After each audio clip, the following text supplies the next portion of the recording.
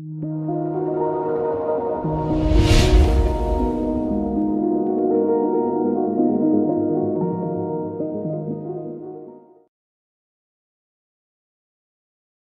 Everyone, welcome to Idea India Digital Academy. तो कैसे हैं आप लोग? उम्मीद है बहुत अच्छे होंगे। तो आज हम लोग क्लास 9th का ही सर्कल वाला ही पार्ट ले रहे हैं, उसी का बेसिक ही देखेंगे। लेकिन उसमें हम लोग आज क्लास 9th का जितना भी थ्योरम है ना सर्कल का, वो चीज़ देखते हैं। ठीक है, क्या क्या थ्योरम होता है, उसका क्या क्या मीनिंग होता है। तो हम लोग थ्योरम को प्रूफ तो नहीं करेंगे, बट उसको देख लेंगे कि क्या क्या होता है, जिससे आपके माइंड में वो चीज़ बैठा रहे कि क्या थ्योरम क्या होता है। ठीक है, तो थ्योरम को हम लोग हिंदी में प्रमेय बोलते हैं, वृत्त का प्रमेय। ठीक है, तो स्टार्ट करते हैं। हमारा फर्स्ट थ्योरम क्या है। उसके पहले अगर आपने हमारे चैनल को सब्सक्राइब नहीं किया है तो सब्सक्राइब कर दें और बेल आइकन को प्रेस कर दें, ताकि न्यू आने वाले वीडियोस के अपडेट आपको जल्दी से जल्दी मिल सकें। ठीक है, तो आइए स्टार्ट करते हैं। तो पहला थ्योरम आपका ये है। ठीक है, equal cord of a circle subtend equal angle eight the centre. ठीक है, इसका हिंदी में क्या है? हिंदी में इसको बोलते हैं वृत्त के बराबर जीवाएं केंद्र पर बराबर कोण अंतरित करती हैं। ठीक है, तो इसको हम लोग एक फोटो के फॉर्म में देखते हैं। तो देखिए, ये हमारे पास एक वृत्त है। ठीक है, अब ये दो ठो जीवा है या दो ठो कॉर्ड है। ठीक है, इसको हम लोग दे देते हैं A B C and D. ठीक है, और ये सेंटर है, तो सेंटर को हम लोग क्या बोल देते हैं? ओ से डिनोट करते हैं ना सेंटर को, तो फिर ओ। ठीक है, अब ये दोनों जो ए बी इक्वल टू क्या है यहाँ पे? A B equal to C D है। दोनों जो इसके कॉर्ड हैं या जीवा हैं वो दोनों एक दूसरे के इक्वल हैं। तो इन दोनों को जो मिलाने वाला, ये सी से और डी से जो लाइन जाएगा और सेंटर में मिलेगा। ठीक है, वैसे ही ए और बी से जो लाइन जाएगा और सेंटर में मिलेगा, तो ये दोनों जो ये एंगल बना रहे हैं ना, ये वाला एंगल और ये वाला एंगल, ये दोनों एंगल एक दूसरे के इक्वल होंगे। ठीक है, ये इक्वल हैं, इसलिए यहाँ पे मैंने एक एक लाइन लगाया है। ठीक है, नहीं तो अगर इक्वल नहीं होते तो फिर मैं कुछ नहीं लगाता, या तो यहाँ पे दो लाइन लगा देता, यहाँ पे एक लाइन लगा देता, उसका वैसे कोई मीनिंग नहीं है। तो इक्वल का साइन हम लोग ऐसे ही शो करते हैं कि दोनों में एक एक लाइन या दो दो लाइन दोनों में दे देंगे। ठीक है, तो यहाँ पे अगर ये गिवन है, ठीक है, इफ ये है, तो फिर हमारे पास क्या होगा? Angle A O B is equal to angle C O D, ऐसा। ठीक है, ये हो गया आपका पहला थ्योरम। ठीक है, अब वैसे ही सेकंड थ्योरम देखते हैं। सेकंड थ्योरम जस्ट इसका अपोजिट ही है। तो आप लोग देख लीजिए, if the angle subtended by the chord of an angle of a circle at the centre are equal. ठीक है, मतलब एंगल जो बन रहा है कॉर्ड के द्वारा सेंटर पे, वो दो कॉर्ड के द्वारा अगर सेम एंगल बन रहा है, इक्वल एंगल बन रहा है, देन कॉर्ड्स आर इक्वल। मतलब कि हम लोग को ये गिवन है, एंगल गिवन है कि angle A O B is equal to angle C O D. Then क्या होगा हमारे पास? जो ये कॉर्ड है, ठीक है, जो ये जीवा है, ठीक है, ये जीवा क्या होंगे? फिर एक दूसरे के इक्वल होंगे, मतलब A B equal to C D होगा। ठीक, ऐसा। ठीक है, तो ये दोनों आपका सेम थ्योरम ही है, एक दूसरे के अपोजिट है। तो ये दोनों आपको याद करने की जरूरत नहीं है, एक याद करेंगे तो दूसरा आपको ऑटोमेटिकली याद हो जाएगा। ठीक है, अब नेक्स्ट थ्योरम में आते हैं। तो नेक्स्ट थ्योरम क्या है? The perpendicular form of the centre of the circle at a chord bisect the chord. ठीक है, the perpendicular form the centre of a circle to a chord. ठीक है, मतलब कोई सर्कल है, उसमें अपन अगर परपेंडिकुलर फॉर्म करते हैं, परपेंडिकुलर डाल रहे हैं किसके ऊपर? कॉर्ड के ऊपर। ठीक है, सर्कल टू ए कॉर्ड। ठीक है, बाइसेक्ट द कॉर्ड, मतलब ये कॉर्ड को क्या है? दो भाग में बराबर बराबर बांट देता है। ठीक है, हिंदी में पढ़ते हैं इसको, एक वृत्त के केंद्र से एक जीवा पर डाला गया लंब जीवा को समद्विभाजित करता है। मतलब वृत्त के केंद्र से, इसको फोटो में देखते हैं इसको भी। तो ये देखिए, ये हमारा सेंटर हो गया। ठीक है, ये हमारा सेंटर को हम लोग क्या बोलते हैं? ओ। और ये हमारा एक कॉर्ड हो गया या जीवा हो गया। ठीक है, तो ये जो सर्कल के सेंटर से हम लोग एक ठोक परपेंडिकुलर ड्रॉ कर रहे हैं, किसके ऊपर ड्रॉ कर रहे हैं? तो ये जो हमारा ये है, क्या बोलते हैं ये जो हमारा कॉर्ड है। ठीक है, ये कॉर्ड के ऊपर अगर हम लोग परपेंडिकुलर ड्रॉ कर रहे हैं, और ये यहाँ पे मान लीजिए सी पॉइंट पे यहाँ पे कट कर रहे हैं। ठीक है, तो फिर ये क्या होगा? परपेंडिकुलर ड्रॉ करने पे ये हमारा एकदम इक्वल भाग में इसको दोनों कॉर्ड को डिवाइड कर देगा, ठीक है। तो क्या होगा, ए सी इक्वल टू सी बी, ये चीज़, ठीक है। अगर हम लोग सेंटर से किसी भी, कहीं भी, यहाँ पे ड्रॉ कर लीजिए, यहाँ पे ड्रॉ कर लीजिए, इधर ड्रॉ कर लीजिए, कहीं पे भी कोई भी अगर कॉर्ड है उसके ऊपर अगर हम लोग सेंटर से 90 डिग्री वाला लाइन मतलब परपेंडिकुलर खींचेंगे तो फिर वो उसी कॉर्ड को दो भाग में इक्वल इक्वल डिवाइड कर देगा, ठीक है। फिर वैसे ही इसी का जस्ट अपोजिट एक और है, ठीक है। ये आपका थर्ड हो गया। अब फोर्थ हम लोग देखते हैं, the line drawn through the centre of the circle bisect the chord is perpendicular to the chord, ठीक है। मतलब कि ये जस्ट अपोजिट बोला हुआ है, ठीक है। यहाँ पे आप लोग ऊपर में लिख लेंगे ये ऐसे करके, ठीक है, कि O C is perpendicular to A B, ठीक है। ये परपेंडिकुलर का साइन रहता है, ये ऐसे ऊपर से खींच के ये नीचे, ठीक है। तो ये परपेंडिकुलर का साइन है। तो यहाँ पे भी क्या, यहाँ पे जस्ट अपोजिट है कि अगर कोई कॉर्ड को दो भाग में डिवाइड कर रहा है कोई लाइन जो कि सेंटर से आ रहा है, ठीक है, तो फिर वो क्या होगा, परपेंडिकुलर होगा, इसके कॉर्ड के परपेंडिकुलर होगा।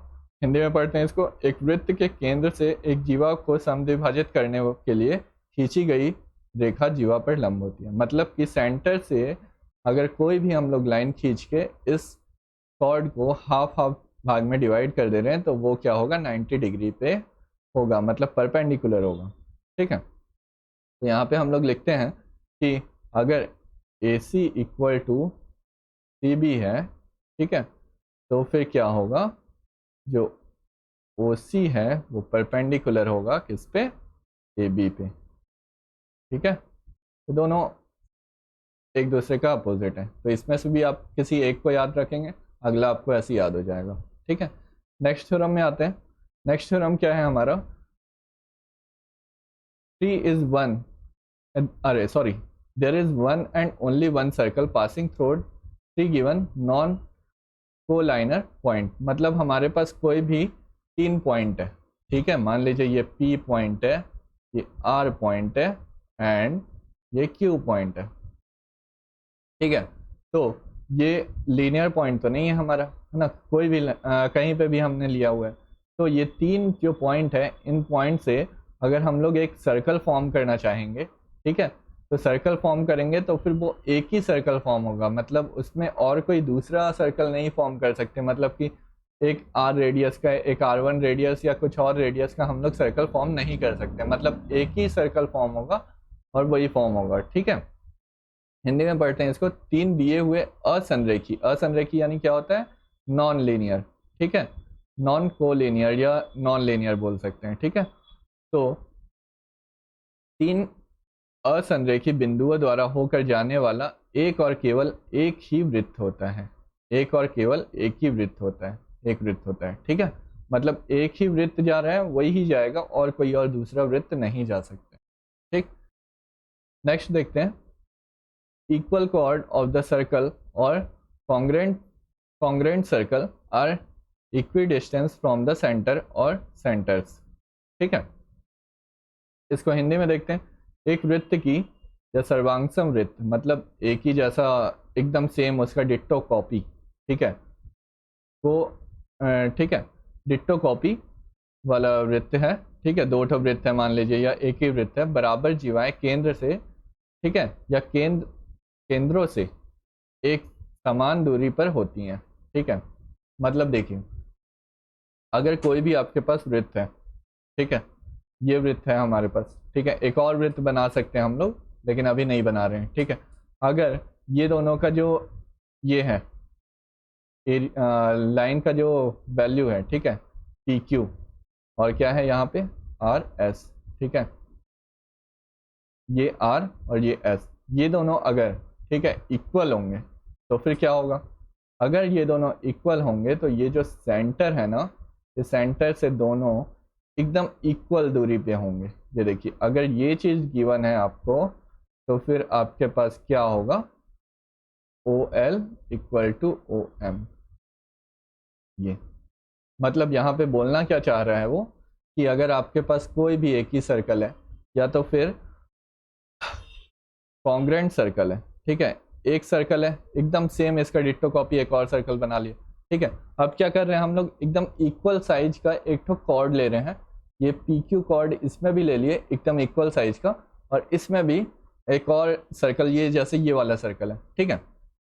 अब मान लीजिए यहाँ पे मैं एक और पी क्यू बना दिया, ठीक है, ये हमारा क्या हो गया, ये कॉर्ड बन गया, ठीक है, ये ऊपर वाले में एक कॉर्ड बन गया पी क्यू, और नीचे में भी ये पी क्यू है, दोनों सर्कल एकदम सेम है। अभी साइज में आपको थोड़ा सा इधर उधर दिख रहा होगा लेकिन सेम है, ठीक है।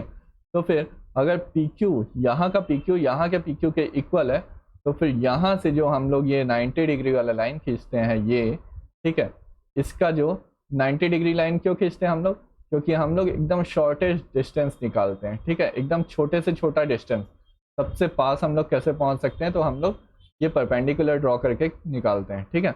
तो फिर देखिए, तो यहाँ पे मान लीजिए यहाँ पे भी मैंने एल बना दिया, तो फिर O L equal to O L, ठीक है, या तो फिर यहाँ पे अपन पी क्यू की जगह आर एस ले लेते, आर और एस, और यहाँ पे ले लेते एम, तो फिर O L equal to O M हो जाता, ठीक है।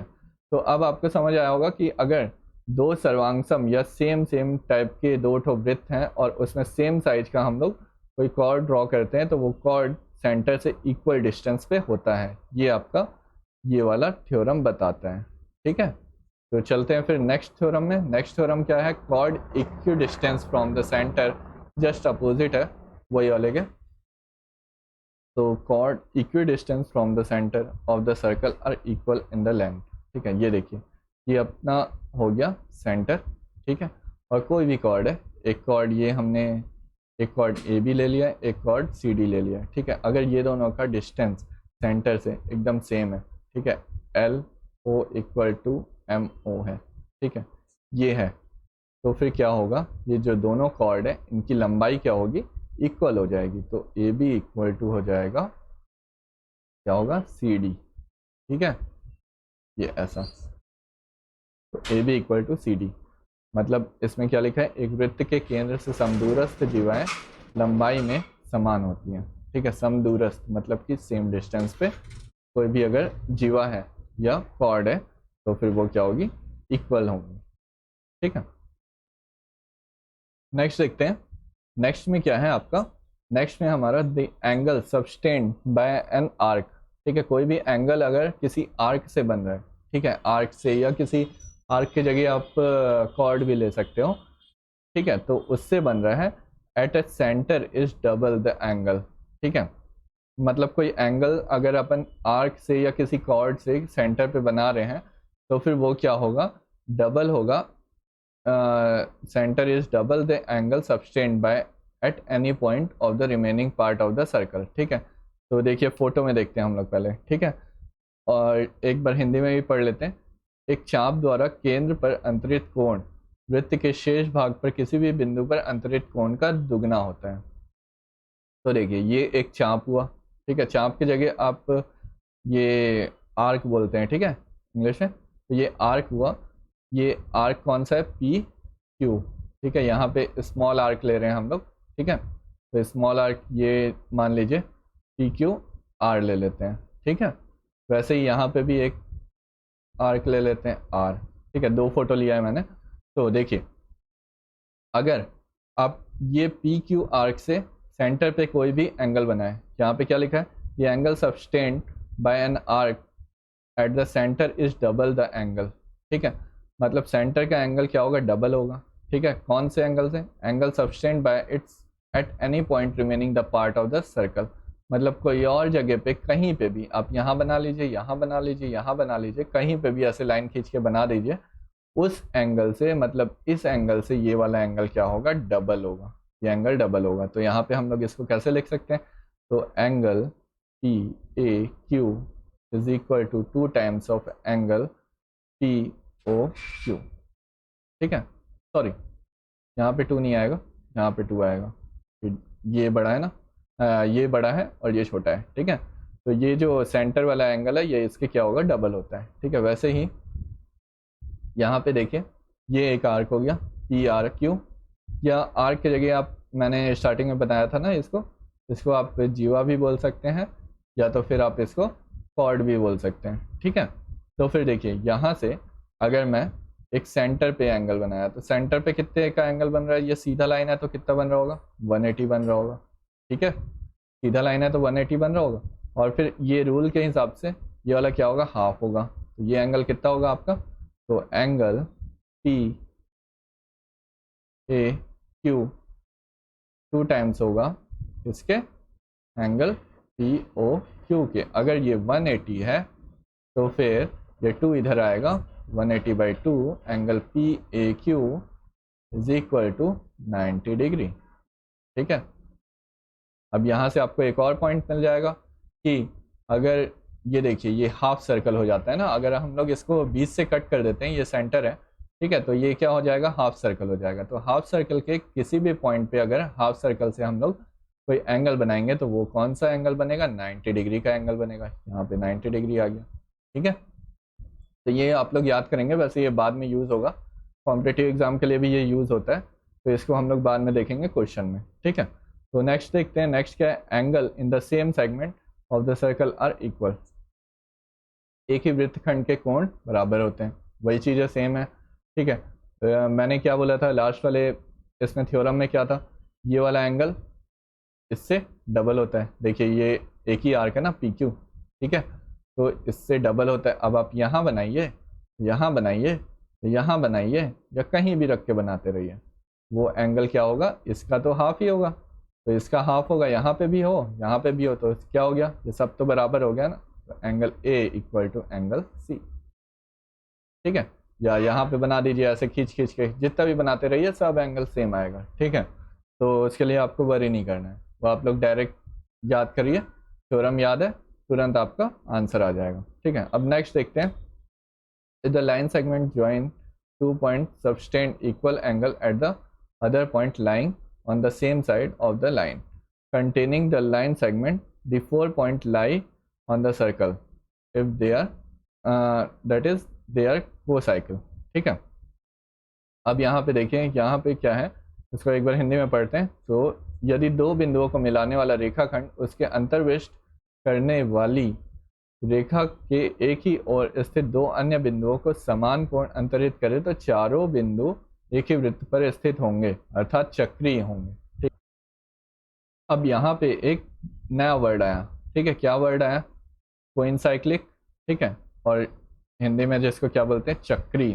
ठीक है, तो ये क्या होता है, ये नया वर्ड आ गया ना। अब ये क्या होता है, तो चक्रीय या कोइनसाइक्लिक, ये क्या होता है कि आपका जो ये सर्कल बना है ना, इसी सर्कल पे ही सारे पॉइंट हो, इसको हम लोग क्या बोलते हैं, चक्रीय बोलते हैं या कोइनसाइक्लिक बोलते हैं। ठीक है, तो ये देखिए, ये हमारे पास इस थ्योरम में या इस प्रमेय में ये बोला जा रहा है कि कोई भी हमारे पास लाइन है, ठीक है, ये ए ये बी, ठीक है, लाइन है, या फिर आप इसको कॉर्ड बोलते हैं ना, तो कॉर्ड है। ठीक है, इसके द्वारा अगर कहीं पे भी इक्वल साइज का कोई दो ठो एंगल बन रहा है। ठीक है, एक एंगल देखिए ये वाला बन गया, अब इसी के इक्वल में एंगल ढूंढते हैं, यहाँ पे एक ढूंढे तो यहाँ पे नहीं मिला। ठीक है, यहाँ पे एक ढूंढे तो यहाँ भी नहीं मिला, यहाँ पे एक ढूंढे तो यहाँ पे मिल गया। ठीक है, ये मिला ये मिला। ठीक है, तो ये दोनों क्या हुआ, मिल गया, सेम इक्वल साइज के एंगल मिल गए। ठीक है, तो फिर इसका बोलना क्या है कि अगर ये इक्वल साइज के एंगल है तो फिर ये जो चारों पॉइंट है ए बी सी डी, ये चारों पॉइंट क्या होगा, कोइनसाइक्लिक होगा, मतलब चक्रीय होंगे, मतलब एक ही सर्कल के ऊपर होंगे, ऐसा इसका बोलने का मतलब है। ठीक है, तो फिर अब नेक्स्ट देखते हैं हम लोग, नेक्स्ट वाला थ्योरम क्या बोलता है हमारा। ठीक है, नेक्स्ट थ्योरम है the sum of the entire pair of the opposite angle of a cyclic quadrilateral is 180। ठीक है, अब यहाँ पे देखिए, ये साइक्लिक क्वाड्रिलेटरल है। ठीक है, मतलब ये चतुर्भुज है, एक चक्रीय चतुर्भुज। चक्रीय चतुर्भुज मतलब कि ये सर्कल पे ही इसके पॉइंट आ रहे हैं, जैसे हमने वो कोइनसाइक्लिक वो देखे थे ना, पॉइंट देखे थे, वैसे ही यहाँ पे क्या है, क्वाड्रिलेटरल है। ठीक है, चतुर्भुज है, तो यहाँ पे देखिए ये एक पॉइंट हो गया, ये दूसरा पॉइंट हो गया, ये तीसरा पॉइंट, ये चौथा पॉइंट। ठीक है, इसका नेमिंग कर देते हैं हम लोग A B C and D.